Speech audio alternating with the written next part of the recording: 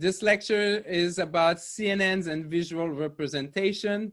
The objective today is to give you an overview of the type of image representations that are currently used in multimodal, but also give you an overview of other representation that may be not as widely used now, but were centered and very important in computer vision these 15, 20 years ago, so that you have a good historical view on visual representation.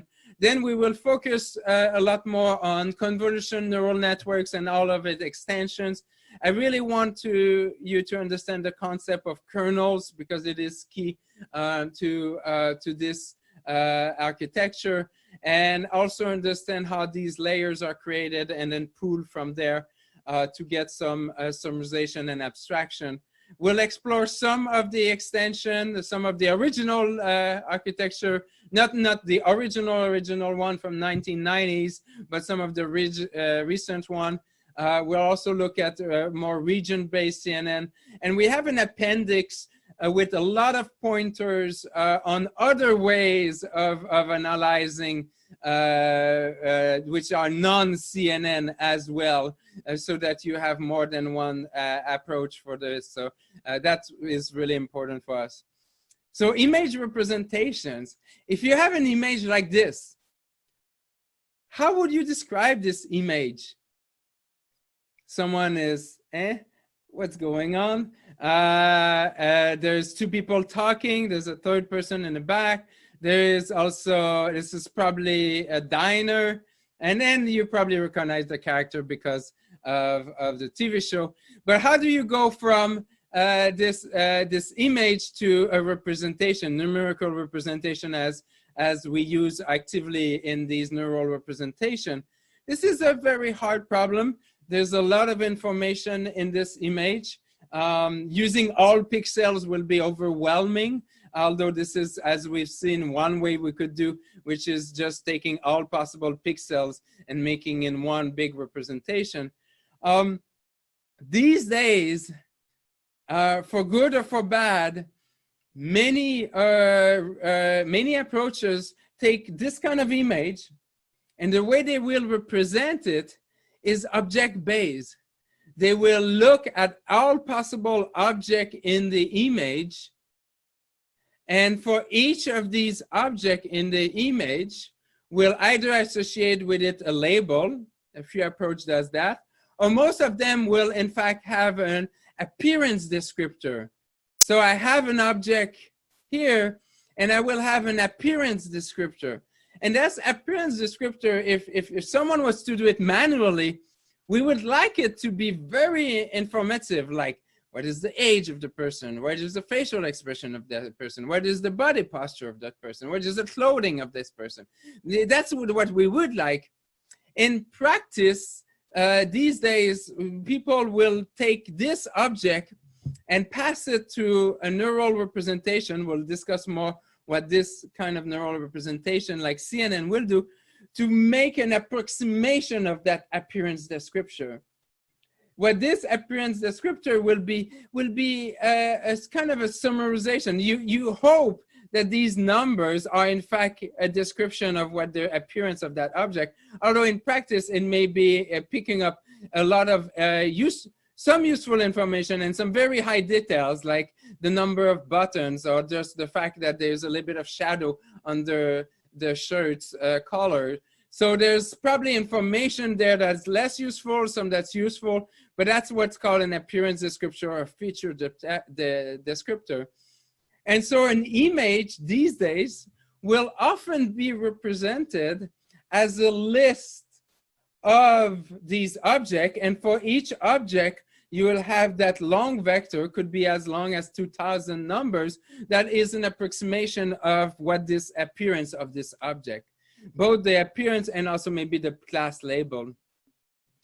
So this is a great way. This is one way, and it's been very successful because a lot of the work, a lot of the earlier work on multimodal, earlier meaning maybe 5 to 10 years ago, was a lot about object like image description, and these will be very useful to know what objects are in there.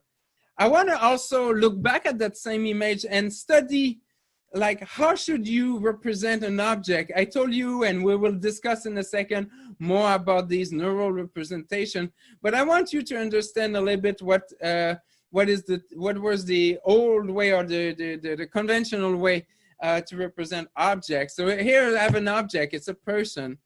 And one way to represent this, and I think it's important because if you really understand what the convolutional kernel in a CNN, it is very useful to understand what were the previous ways images were represented, because these kernels, they do something very specific, and there's a great intuition about it. And so it's good to know how people are representing. So one simple way to take an image like this and saying, hey, let me try to summarize a little bit what's going on in this image, would be to look at image gradient. Image gradient will be the idea of looking here. I have image gradient, which is the X gradient or the Y gradient. And it's easier in this image because the contrast is so big, it goes from white to black. It's looking at changes or variation spatially. We'll call it spatially because in the sense of pixel wise in the image, in the color, or in this case it's in the grayscale. So image gradients is a very powerful, and in fact some of the low level of CNN will in fact do something like an image gradient. I'm going to give more example in a little bit. But image gradient is great because it gives you sharp contrast. Every time there's sharp contrast. So it will tell you there's a sharp contrast over here around the eyes and definitely on their shirt. So it will give you sharp contrast. These gradients are also useful for edge detection. That was one of the great success of these early on. If you looked about before 2010, some of the best approaches were in fact looking at these gradients and looking at kind of a histogram of gradient. And here is really interesting because it's doing two things. It's taking the image and it's spatially kind of creating a grid. The grid you can see by seeing all of these points here. It's taking the image and making a grid, and for each grid it will tell you where is the largest gradient, or histogram of the gradients, which here I'm plotting the largest gradient. And so what it means is that you can take the concept I want to explain here is that you have a mix of two things. You have variation of the color. This is the gradient, and this is plotted with different angles here. And you also have spatial information because I keep gradient. I compute the gradient at different part in the image. And so you could imagine here I did it 20 by 20. I could have done it like just a 4 by 4, and for each quarter tell and say where's the gradient going. So this concept is going to come back in the CNN very quickly when we do it with the kernel. But this is histogram of gradient, and there was a very famous one called SIFT feature that extended this. And then I would also like to talk about something we don't see as often in images because you don't have that aspect of temporal, but in video, you also have the gradient over time. So between two images, where are the pixels moving over time? Where's the motion going over time? And that's can be approximated with optical flow. These may be a little bit abstract for you, these concepts. So I want to make it a little bit more concrete by introducing the concept of Haar wavelet. Haar wavelet is the first phase detector, or I would say not the first, but one of the best one in early 2000 was Viola and Jones phase detector was using these Haar wavelets. And the idea here is you have a dictionary of filters and a filter, and I will use the term filter, and sometime I will also, when we talk about kernels, you can also look at this as a filter. And you could almost also see, because filter and kernel may be like concept that you don't use every day, those words, but another way to think about it is just a template. These are templates I'm trying to match on this image. And so here I have a template, and this template is looking for horizontal edges. And so if I take this template and I run it all over the image, and I look for these templates, and I finally find a template like this here, because there is an edge, there is a horizontal edge. Then if I get a response to this, I will run my template all over the image, and every time I run my template, I will say how well does it work, how well does it match, and that gives me a response. And then I get a new image that is called response map. So if I do it with this, I will get what's called the gradient, horizontal gradient. If I do it with this one, I will get what's called a vertical gradient. Now I can do with different oriented gradient. I can do with any kind of these gradients. And so these gradients will give me how often there is an edge this way, how often there is an edge this way. And so when I showed a little bit earlier this histogram of gradient, is the idea was that they had a bunch of these different angles, and they were just saying how well these match locally on this image. But you can also get a little bit fancy on your templates, which is a little bit the same as filter and kernels, and go and look at white, dark, white. A very classic one for faces is the opposite of that, is like dark, white, dark. Dark, white, dark is one of the best filter / template that you can do for faces. Where? Here, the bridge, you can get dark in the eyes, bright, and dark in the eyes. And so when the first phase detector came in, they had all these fancy hard detector, like different dictionary, predefined dictionary, and then they looked over which one was useful for each object class and for faces. That a version of this was very good.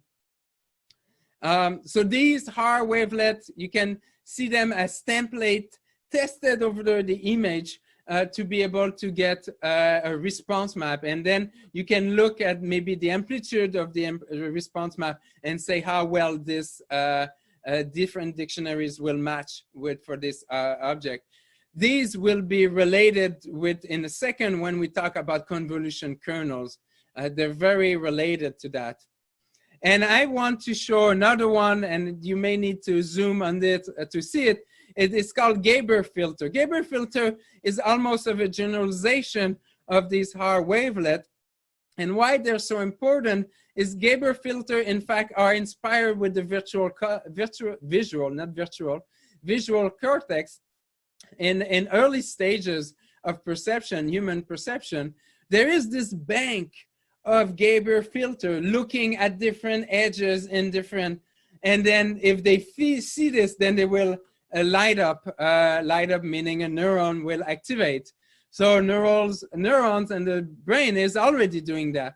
So our intuition, if brain and we like neural networks, so there's a good chance that having these templates could be quite useful in representing images.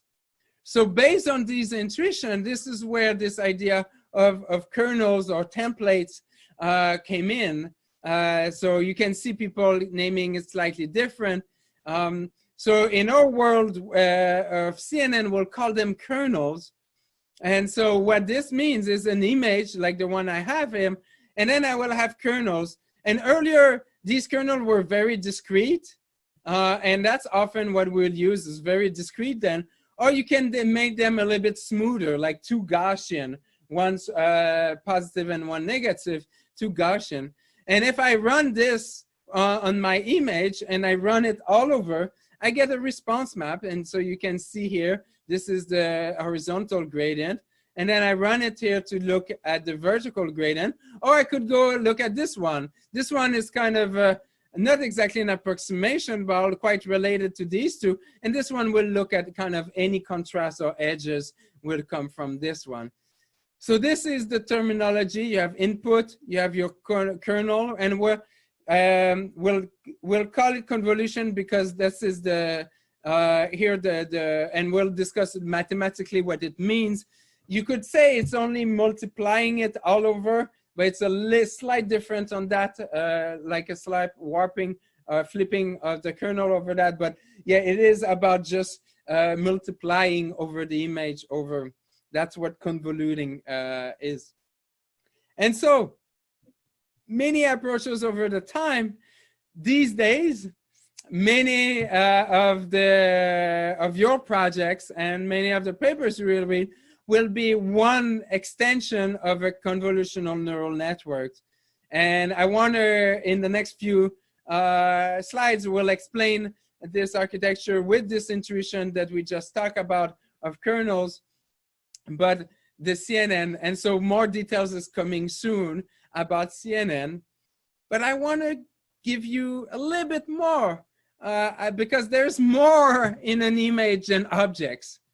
And although most of the papers you will read these days, the way they look at it at an image is as a list of objects, images are more than that. And specifically, if you have a face.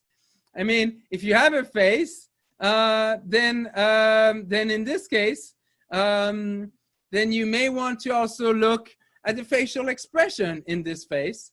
You may want to look at the eye gaze or the head pose of this face. If you have a body, you may want to also look at the body posture of the person. And so what we put in the appendix of this lecture is not an exhaustive, but at least a long list of other ways, specifically for human body and visual behavior related to human, other ways you can quantify. Because right now, if you use a CNN, and we'll talk more in a little bit, but CNN, what they do is they're trained on object detection. A lot of them are object-based, object detection-based. So for them, all of these people are all the same. It's just one big category. But people are very different. We know it very well. There are different emotions, different gender, different ages. And so there's a lot of information that is sometimes not as strongly quantified with current CNN approaches. So I want you to be aware of that. But let me, since they've been very powerful and very helpful, convolutional neural networks are still very helpful. And so I want to discuss them over the next part of this lecture. So one important aspect is why convolutional neural network. What is it they're doing so well? I'm saying they're not doing everything perfect, but they're doing a lot of things very well.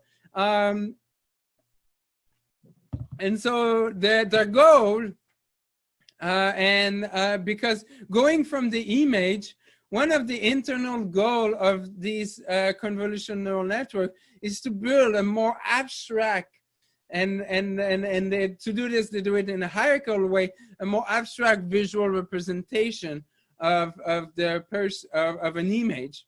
And so the main key advantages of convolutional neural networks, at least 5 of them, I'm sure there's others, but 5 that I believe are worth describing or discussing. One is similar to what I talked about with the Gabor filter. The Gabor filter is that by having low-level representations that are maybe similar, by looking at edges at low-level layers, it is somewhat inspired from visual cortex, because the cortex does have like initial activation, maybe looking at edges. And then after that, although in the brain and cognitive science, there's still work to be done to know exactly what is after these initial, we know that there's some dedicated one for certain objects, for example, for faces. So there is probably inspiration for visual cortex.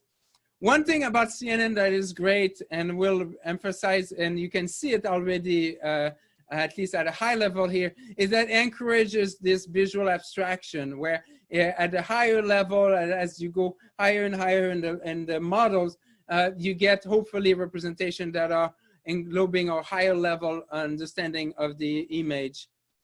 One thing that I will explain in more details in the next slide is the translation invariance. So this is LP right now talking, and this is still LP talking, and this is still LP talking. The only difference is me just translating. And so although for some application, translation invariance may be like knowing that I'm on the right or knowing I'm on the left is important. In many cases, just knowing that it is LP is the most important. And so being able to take advantage that this is LP and this is still LP, and then I don't need to learn one model of LP being centered and one model of LP being on the right side of the image and another model of the right side. That is something that is we should take advantage in the neural network. The big difference with what we talked about earlier with the Gabor filter and the HAR and the CNN, the big difference is that these templates, these kernels, these templates, it's not a predefined dictionary as previous approaches had done.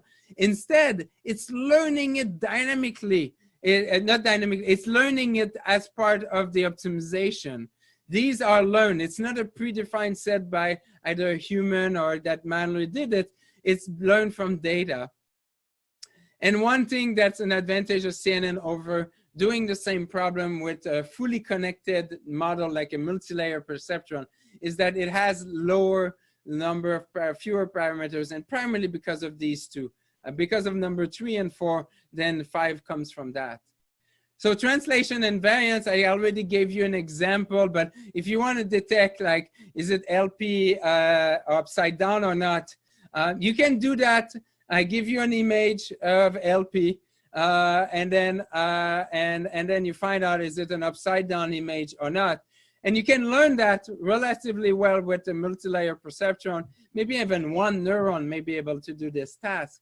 But then, as I mentioned, there is the idea that if I slightly on the right or the left, you want to still be able to recognize. You don't need to, you should not have to train what upside down means in both cases. And so the model should still be able to classify. Conventional MLP, unfortunately, they're not translation invariants. If you have an object and it's slightly on the left or slightly on the right, it will be almost a new instance for them. Because the way it is by default looking at the image every possible pixel.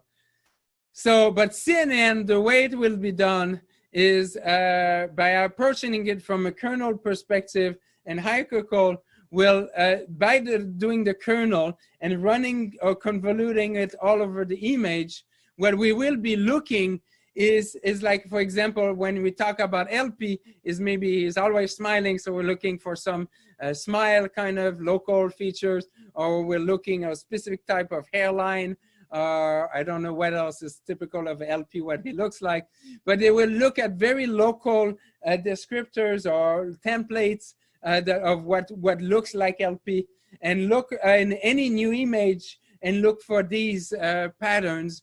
That's what we call kernels, or we call templates. And by doing this kind of approach, it helps both. It helps by reducing the number of parameters and also help with translation and variance.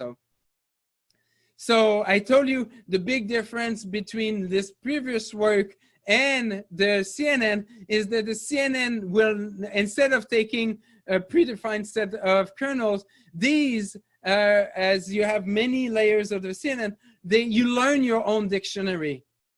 In fact, the big W, if you remember in a linear classifier or a neuron, the W, what will be learned in that W is in fact what this kernel should be. And so you could imagine you start with randomly initialize them. So all of these will be like looking like noise. And as you go on and on, then the network will find what is useful for separating the different classes. And in this case, maybe dogs. We seem to like dogs. And so colors may be important, or different kind of stripe patterns. And so it's great because it will allow to learn this dictionary in an automatic way. And if you have new classes or new labels, maybe the dictionary will be different. And here what you see, and they don't look as intuitive here, but this is an aggregation. It's mostly a template of templates, and we'll discuss more in details. But the low level is looking, and these are very intuitive because they look a lot maybe like something like this. So these are like template, a little bit what would be in your eye, the earlier. And then what it is here is the next level after, okay, I detected all of these. Let me try to look at like more complex patterns on top of that. So in the CNN, we learn these parameters. So just to remember what convolution is mathematically, since this is the core aspect of it. So the most like theoretically or mathematically, convolution is a basic mathematical operation that given two functions returns another function. In our case will be one function, maybe the image, another will be our kernel, and then it returns this other function, which is the response map. This is the high level function. In our case, there will be discrete functions, but this also works. So you have the continuous, and in our case, we'll look at discrete version, which is what we're focused on. So if you have the 1D and you have a 1D image, and maybe everything is dark, and then it's bright, and then it's dark, okay? So it's a 1D here. It's a 1D version maybe of this line. And then there's a kernel that is looking for an edge, any kind of edge. But it's looking for, in this case, because we have only a 1D, is looking for an edge. So it's going from 0 to 1 to -1 to 1 again.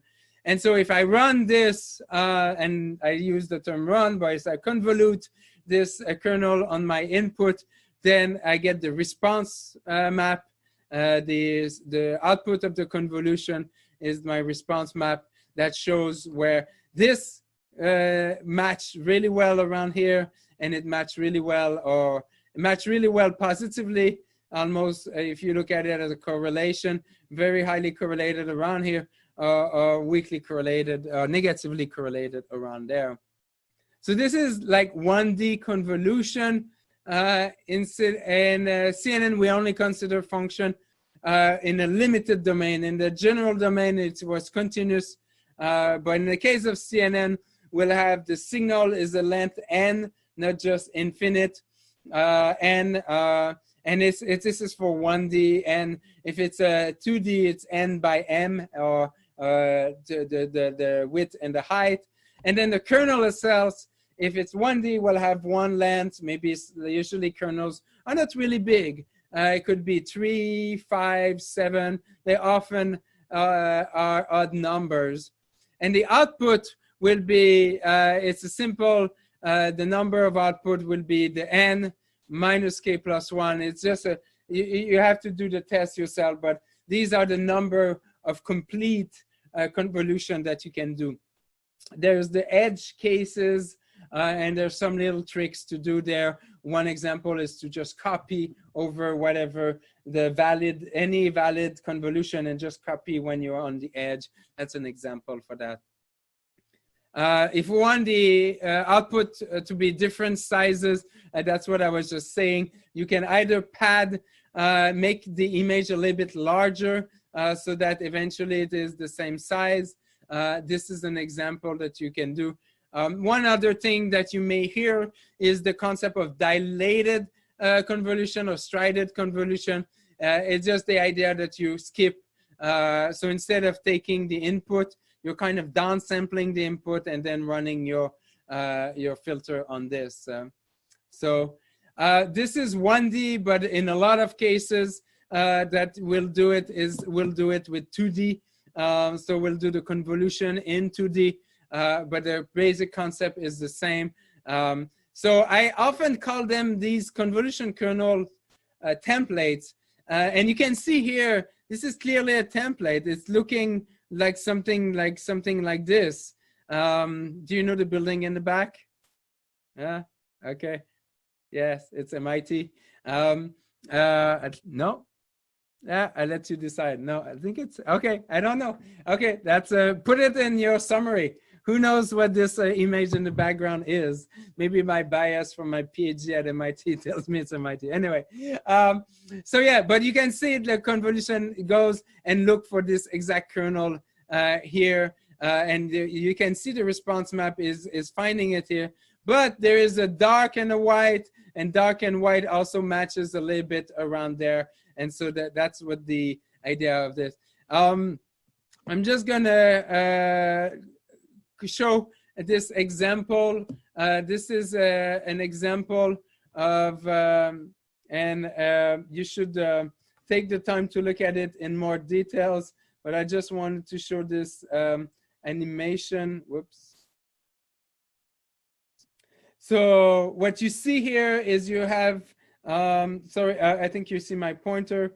So you have the input image. Here I have it input image as RGB, so R, G, and B. And then I have my kernel.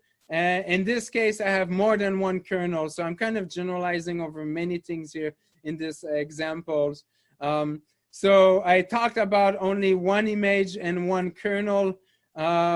But you can have multiple image and multiple kernel. In fact, one kernel, here I have two kernels, and each kernel can have multiple dimensions. So, and so a response, the response map, if I have only one image and one filter, then it's a 2D response map. But if I have a 3D volume, then I have 3D filters. Then I have also 3D, and I have more than one filter. Then I have the response for one filter and the response for the second filter. Even if I didn't have W1, I will not have here this second response. The second response, as you see, is just the second filter. So we'll talk about this, not just about a matrix or a response map. We'll talk about it as a tensor, as a 3D or more matrix. Yes. So this is an example, and you should look at more. This web page is quite good. So convolution neural layer, and this, if you have to focus, like what I want to give you the intuition on this. And this is important because so many people use CNN and don't realize what the CNN is doing, and they just take it as a black box. But we're about to do multimodal. If you take every unimodal representation as a black box, your fusion is not going to use all the intuition it could use. And so I think it's very important to have the right intuition about each modality that you're using in each representation, because that will allow you to make your fusion and your joint multimodal representation more intuitive. So taking an image like this, if I wanted to use a fully connected neural network and learn to predict a response map, what it is I want to give me an image, and I want to be able to get always a response map that gives me looking for detection of this exact pattern. If you remember this pattern that was in this. So I want to go from input to output. So the simplest, not the simplest, but one maybe way you could do is to connect every possible pixel here to every possible location in the image. And every pixel, and so every location, like to answer this, it will be based on all possible pixel. So that's what here, this neuron, the output of this neuron here will be based on all possible image. And the response from this next neuron will be from all possible pixels.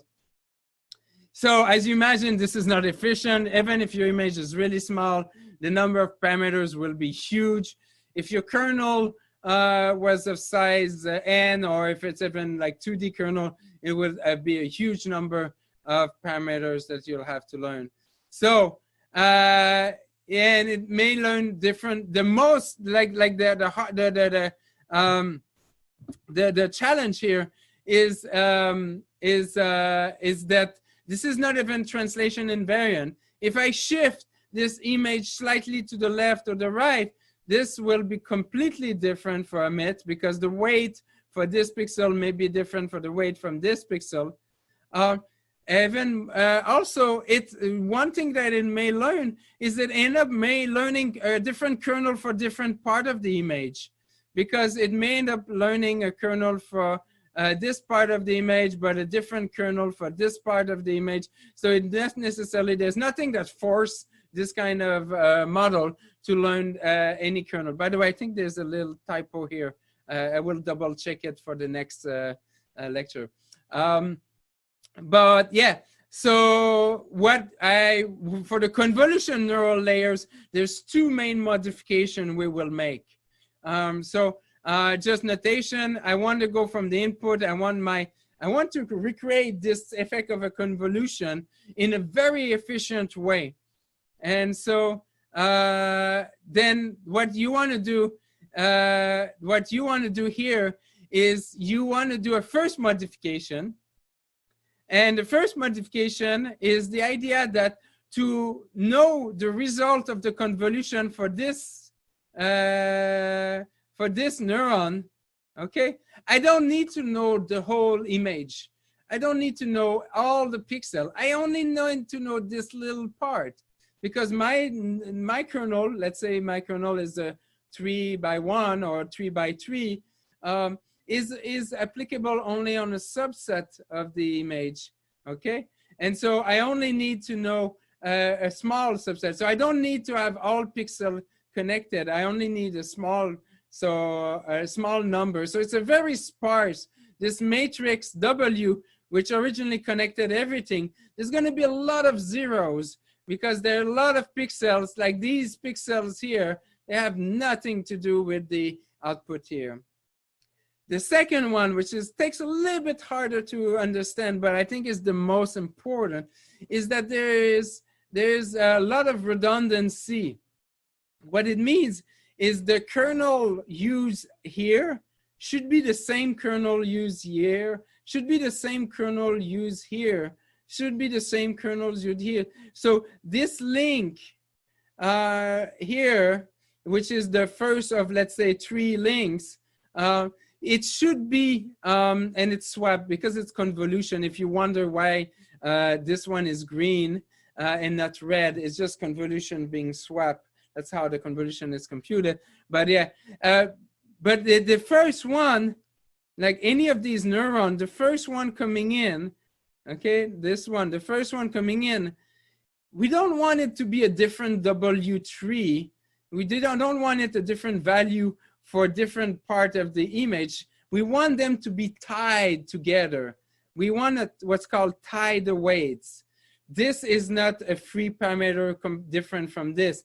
If you make any change to this using gradient descent or something, the same change should happen here. In fact, you should sum all of these changes because they're all together. They should all be, they're all the same. You want to tie them together. And so that's the 2 key modifications.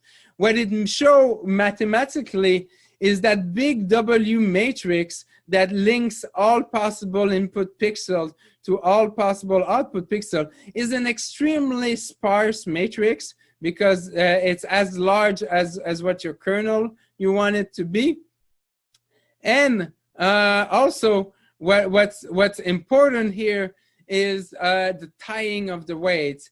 The W1 is the same for the other W1. So the same same weight here. All of them are going to be tied together. And mathematically, what it means, I didn't put a slide for that, but what it means is gradient respect to W1 here is going to be sum over, like you're going to sum all of them partial 1 together. It's all tied together.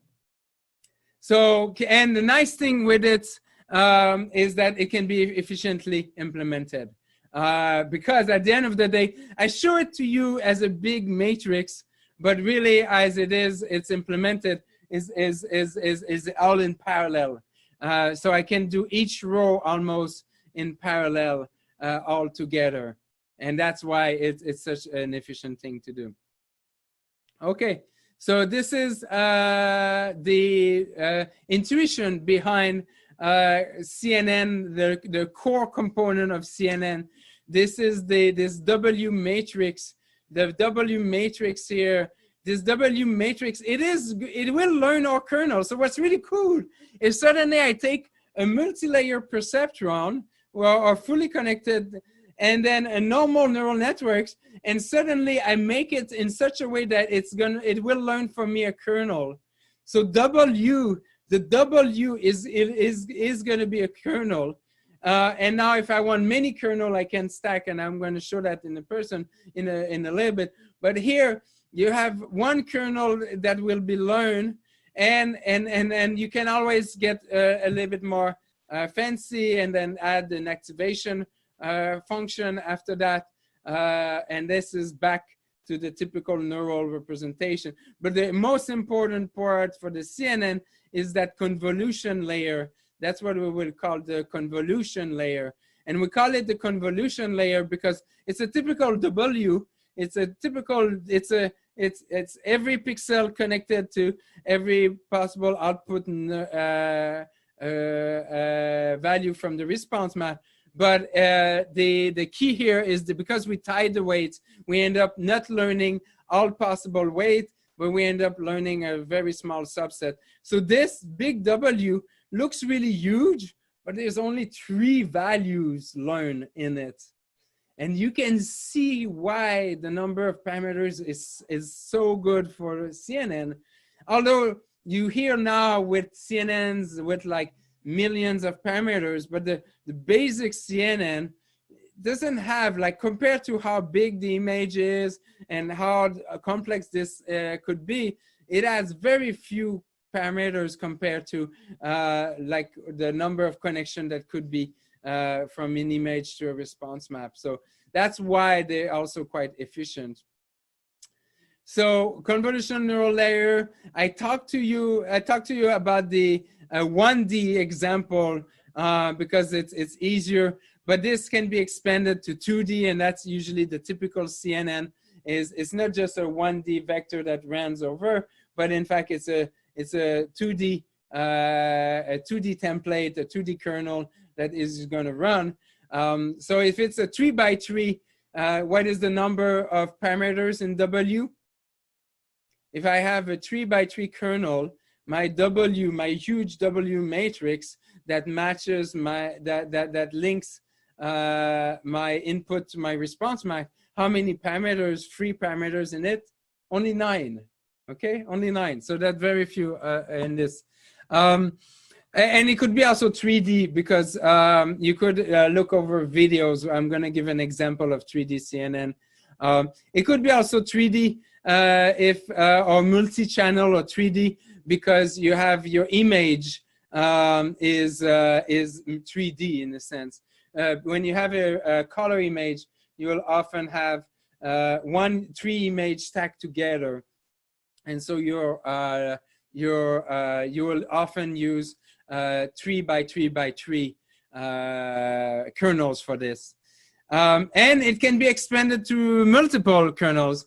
If you remember this image I showed of Haar and Gaber, there was a predefined set of kernels of template, and I showed you that nice comparison where CNN learns these kernels, learns these templates, and what you saw is like maybe like 64 of these templates. So really, what a typical CNN will have many of these kernels that are learned. So I have my input image, and for the first convolutional layer, what I will do is maybe 64 kernels that will be, and they will maybe initialize randomly with the hope that they will learn something useful, each of them. And so what you will do is you will simply have many of these kernels, many of these W matrices, and you will stack these W matrices all together in one 3D matrix. So your input may be just 2D, and then a typical kernel will have a 2D big W matrix, but because it is over many over many kernels, then it will be a 3D matrix.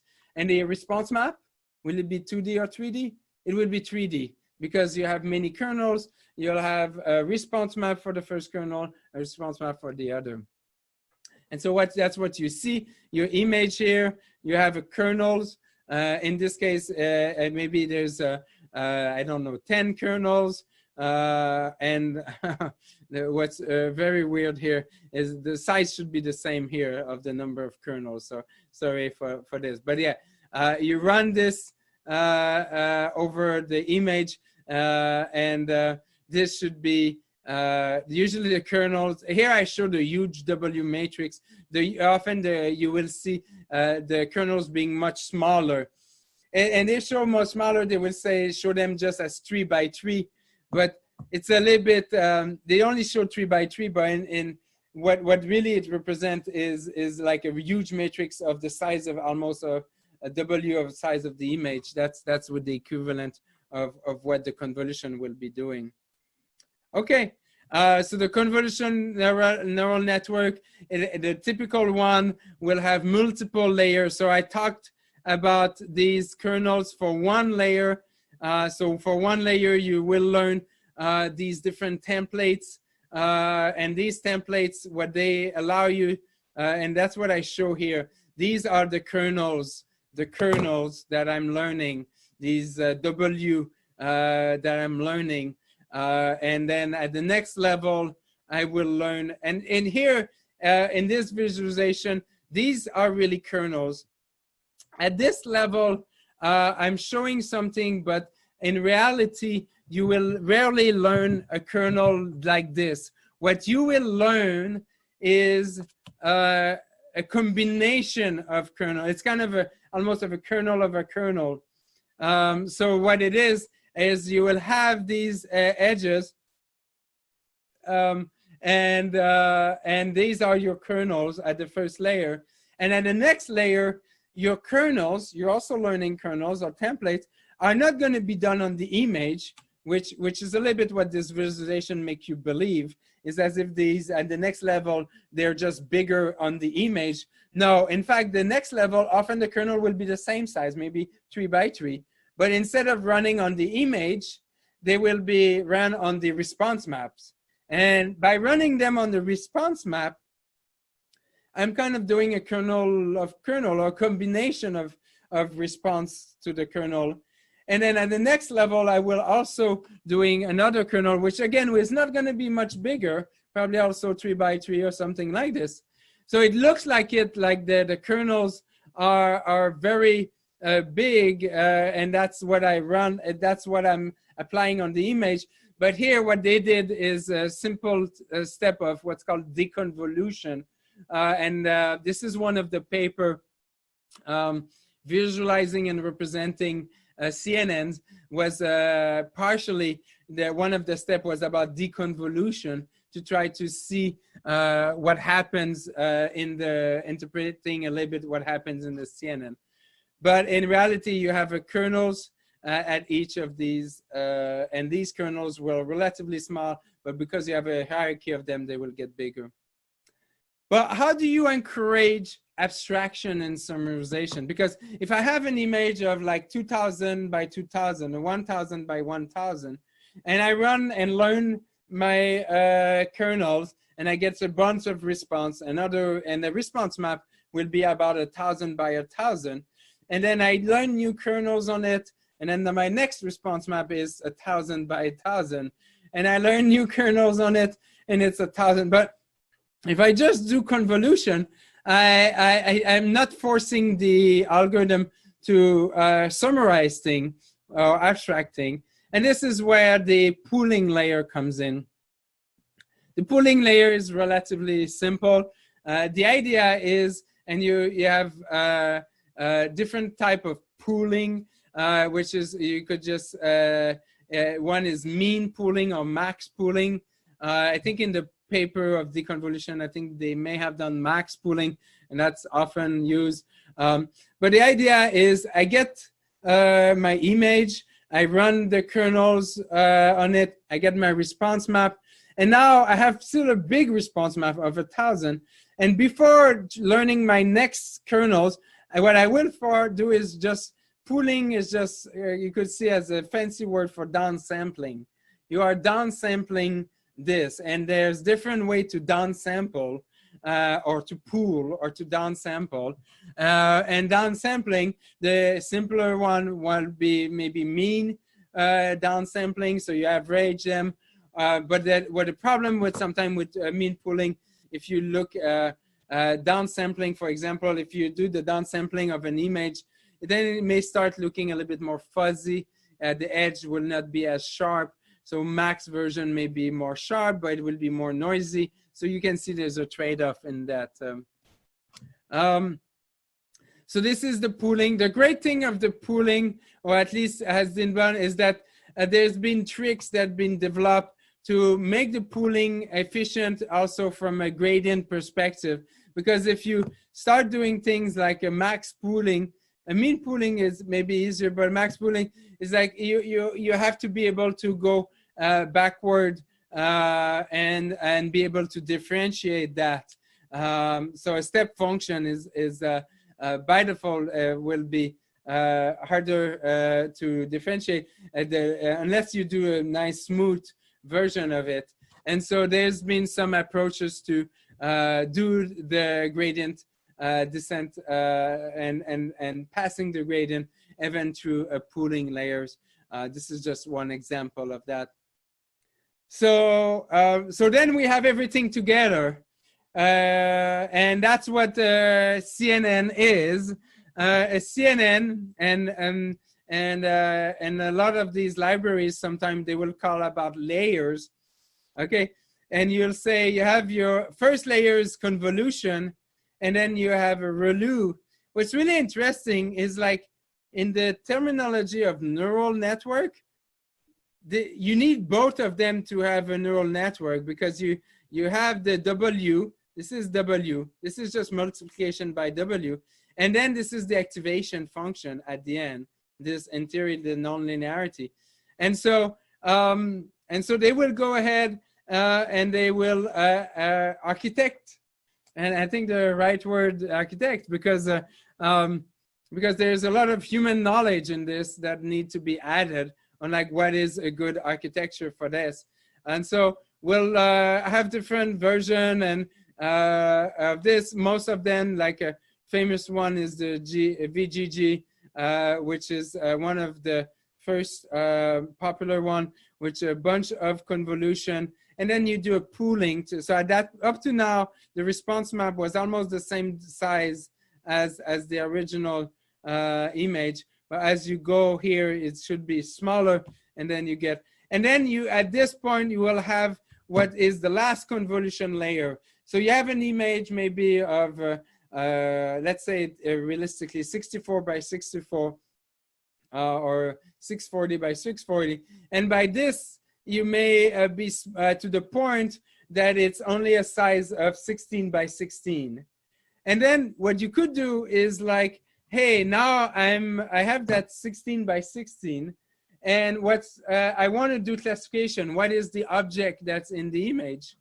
What's really nice at this level is that I still have information like this response here of my 16 by 16, like this response here is related to this corner of the image.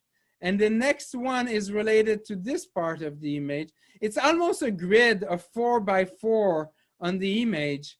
And so this layer, at this layer, I have a mix of the location of things and the appearance of things. The appearance is like the response map, and the location is because you have like 16 by 16.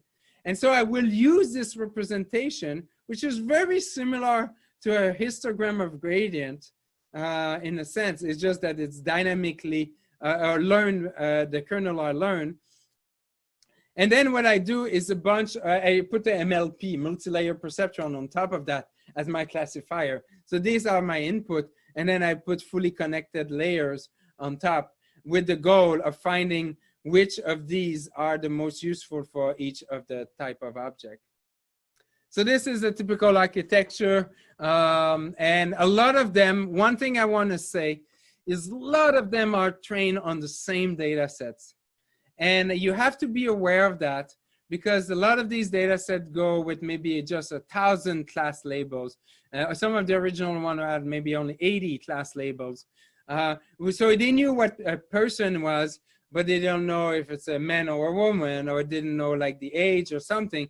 Or they may know it's a car, but they don't know which type of car. They may know it's a cat, they don't know which. So they don't have, like, you will hope that because they look at all of these different types that they see a little bit of the variance, but they were trained for very specific class type of object. And so you have to be aware of that when you use a CNN, that they may not emphasize the thing that you would like. And that's why there were extension of VGGNet, like VGG face, that were just trained on faces as an extension. And this is the image I showed you earlier. You can see the kernels that are learned, the weights and the different layer. And these are shown, I can show it, they're bigger, but these are shown because of deconvolution. They're not bigger,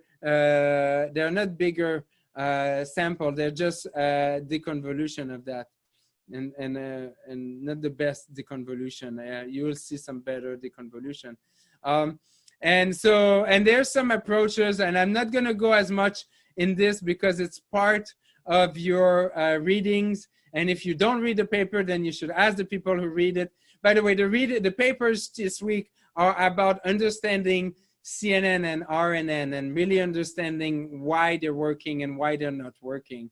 And so, there are a lot of different activation, different architectures that you can use and different variation. One of them that is worth discussing is the one that has a residual connection. So the kernel, the neural network, then its job will be to kind of say try to model what previous layers didn't manage to model, and let's just model what you didn't, what previous layers. And this skip connection or residual connection was also very important to make it possible to train a very large number of layers. That's also helped with the gradient in this case. So you can go and visualize these. And so that's the purpose of the papers this week. And so I'm gonna, because of time, I'm not gonna emphasize as much this next part about visualization. But either you read or you have your colleagues and talk about it.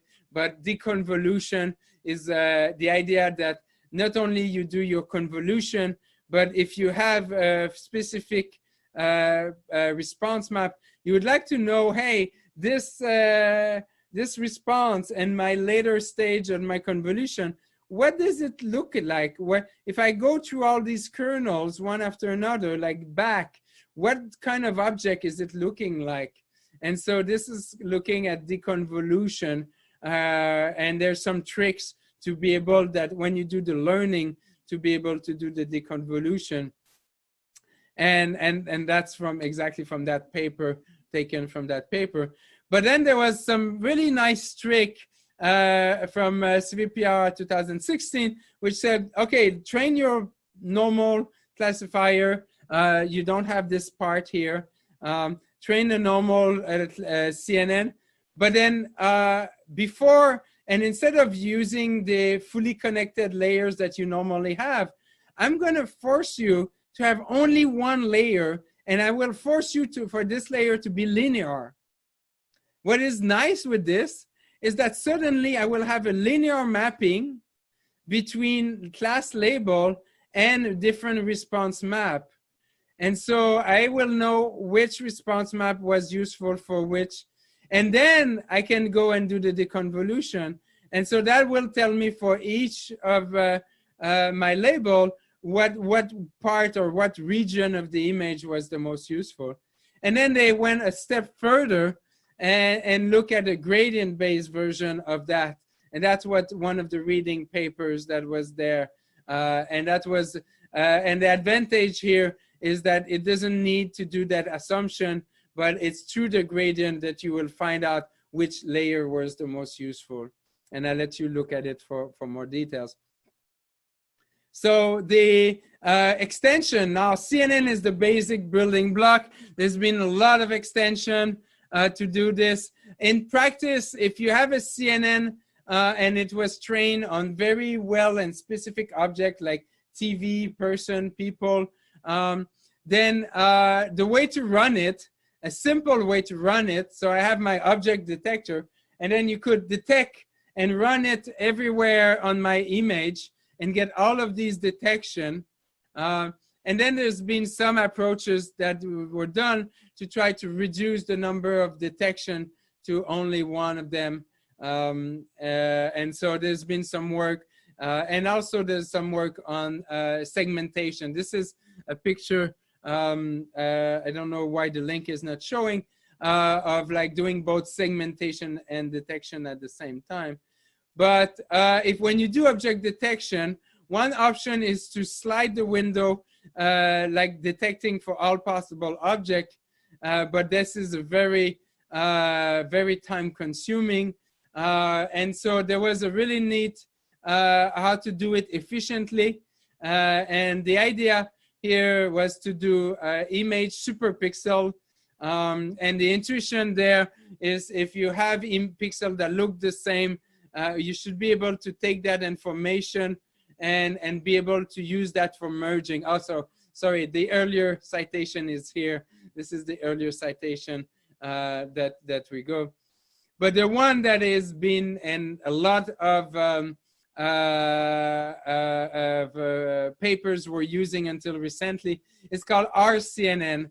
And here is you select a 2000 region, and then and so you kind of have an initial step, which can be time consuming, but we'll discuss that in a second.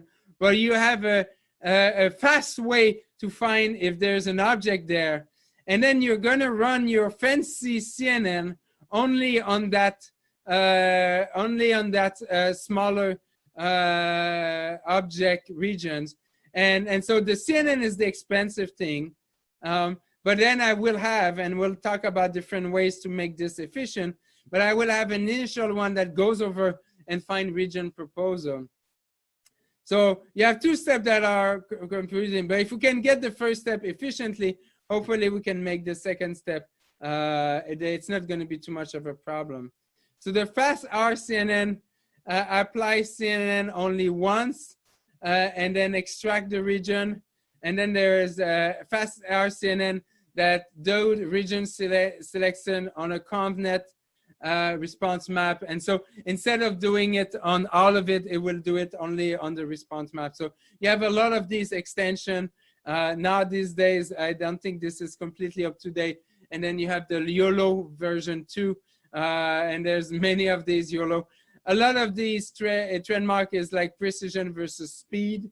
And the goal is to be as efficient as possible, as well as doing. So this is the idea, and that's why many of the algorithms you will see are using some extension of these region-based detectors, because they will allow you to very nicely and efficiently take an image. You get a list of objects. And then for each object, you run your CNN, and then for each object, maybe you do classification, but for each object, you run your CNN, and then you get this representation of that object, that like vector of 3000. And so you can have a list of these different 3000 vectors, and that could be a representation of that image. You could go a little bit more fancy, and instead of using not only every object, but also looking at the segmentation, looking only at pixels that are unique to that object or specific to that object. I just wanted to share that. Okay, I was rushing a little bit through that because I want to get to that last part, which is quite interesting, and I want you to think about it. And also a very nice link with the next lecture, which is about sequences, because language is a sequence. But vision is also a sequence often because you have videos. And so I talked about how to do it for one image, and you can imagine doing CNN on each image. But how do you represent a video sequence? And one of them is RNN, and or even now these days you could do self-attention and transformer, but we'll talk about these on next week, on Thursday. But another way to do it is to learn a 3D CNN, because I told you CNN can be applied on an image, or could it be applied like a colored image where it's like an image and then R, G, and B. And so you have 3 images all together in a tensor. So then there's nothing that stops you to make it a 3D tensor. If they're a colored image, it would be a 4D tensor, just a little note. And it's important because when you do that, then what will be these kernels will learn? It's important to think about it. What they will look at local change of appearance. The kernel, it will be now a 3 by 3 by 3, or it will look at part of it will be local appearance of each image over time, like each image how they appear. But because the kernel is also 3D, like also over time, it will also look at changes of appearance. And I talked quickly about optimization, about optical flow, but these 3D CNN are probably looking at these local change of time, local change of appearance over time. In reality, what it's possible also is that they don't look at local change, but each of them are just reinforcing each other. In which case, you're kind of wasting probably thing, because you're using a 3D CNN when in fact a 2D CNN will be sufficient, because maybe to recognize a basketball player, yes, you want to see them more with the motion, but probably if you pick up their jersey or the ball or something, that will probably give you the appearance. So 3D CNN are useful in some cases, but some other time there may be an overkill. And you could imagine, I don't know if they've been, but you could imagine hybrid approaches where most of your kernels are 2D, because maybe most of your information can be done from appearance of the objects. But then you add 2D, also maybe some 3D that look at temporal. That may be a more efficient way. There is also the idea of doing convolution over time. And I like to talk about this mostly because it's really important to look what was the date on this. And this is one of our own like CMU faculty. But the time delay neural network was that like 1D convolution over time, although it was only done in 1D, and then later on was done in 2D, and then the name convolution neural network came in. But the time delay neural network, which happened either before or around the same time as the CNN came, was also, so the 3D CNN is kind of doing, could be used as it, and you could do it a convolution over time. And so using this idea of convolution over time, you can take a sequence of image or sequence of words. In this case, you could imagine using a CNN, like 2D CNN, get the appearance vector for that 2D CNN, do it again 2D, and then on top of it, have a 1D convolution. And a 1D convolution, what it will look, what's a 1D convolution? Any convolution, when you look at it, what it looks at templates, it look at a pattern. So what it will try to do, if you do a time delayed neural network on top of like a bunch of 2D CNN, what it will look at a pattern. If your kernels here is size 3, it will say, given those 3 images, is there any kind of patterns that's related to my loss function, like maybe detecting sentiment?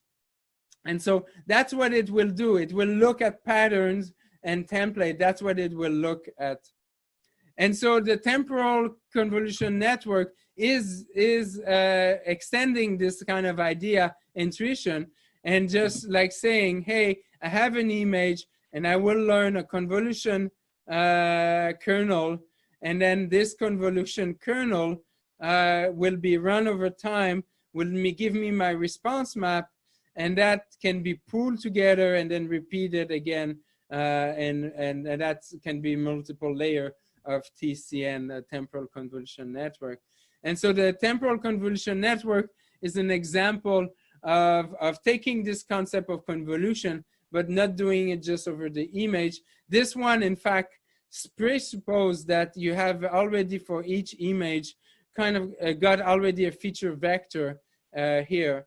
And by the way, if I give you a video like this, and I ask you, hey, learn emotions, let's say. One option is to take each of these images and run it through a CNN, like VGG face or something. But you have to remember that there's a lot of subtlety, and a CNN may return like a 3000 vector, 3000 value vector. So it's a very still high dimensional. So you want to maybe look at other approaches. I told you about these software like OpenPose that look at facial expression.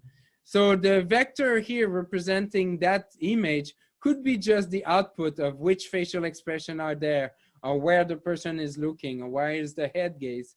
And I could have, or it could be a CNN. You could go also that way. Another thing to remember, when you have a VGG net, or any of those CNN, a lot of them are trained to differentiate a car from a person, like it's object detection. What it means is that it differentiates object. It's not like a generative model in that sense. So what the issue with this is that it will learn kernels that best differentiate the different classes. It will not learn to model the different type of cars. And so a CNN, the by default CNN, may not be really good at differentiating like a red car, a blue car, like it may not be so good at differentiating different type of car. Or in the case of a face, if a model was trained for face recognition, then the goal of face recognition is to know the identity of the person and to ignore, to be invariant to the facial expression. But if your goal is to do emotion recognition, using something that was trained for face recognition may not be useful. Maybe the first few layers will be common, but the last few layers are not really the most useful. And so that's why you will maybe need to do fine tuning, because the last layers are not going to be useful by themselves. Okay, a little side note I wanted to share on this. And the TCNN, which we will talk a bit later, was learned in an autoencoder perspective.